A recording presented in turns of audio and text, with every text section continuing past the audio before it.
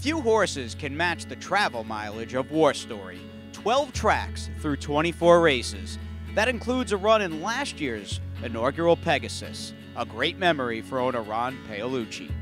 It was an unbelievable experience. He was coming out of the Queens County where we thought he would show more speed, and he did. Even though Andy said he was on an iron rail, we kind of knew that he was coming into his own. He trained great going into the race, and he ran his heart out. He was 2 lengths off turning for home, and looked like he gave everybody a heck of a thrill turning for home, and he flattened out a little bit and ran a good 5th.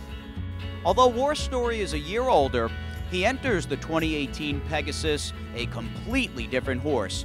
Well, last year I only had 4 weeks to get him ready. I don't know where I got a phone call from Ron, Luke Stables. If I was interested in training him for the Pegasus, so I only have 4 weeks. So please try to get him over here. Now I have him for a year. He's gone through a lot of good changes. All right, he's not that mean horse like he was before. He's kind now. He's a sweetheart. 2017 was a good year for the well-traveled and deep-closing War Story.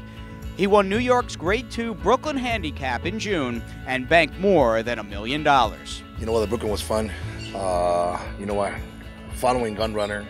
All right, listen, he's a top horse in the nation, part of the world. He showed up to every dance. Hopefully we get some pace at the race that benefits him.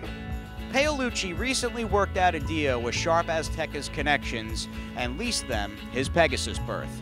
A move he feels may ensure a fast pace for War Story. I only have one rooting interest. I have one financial interest and one rooting interest. The financial interest is Sharp Azteca, the rooting interest is War Story.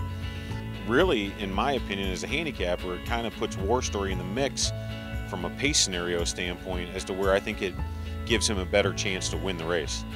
After a year of preparation, it seems like this racing duo is ready to throw their 1-2 punch at the world's richest horse race.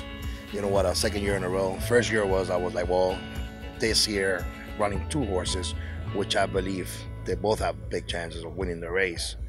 I can't wait.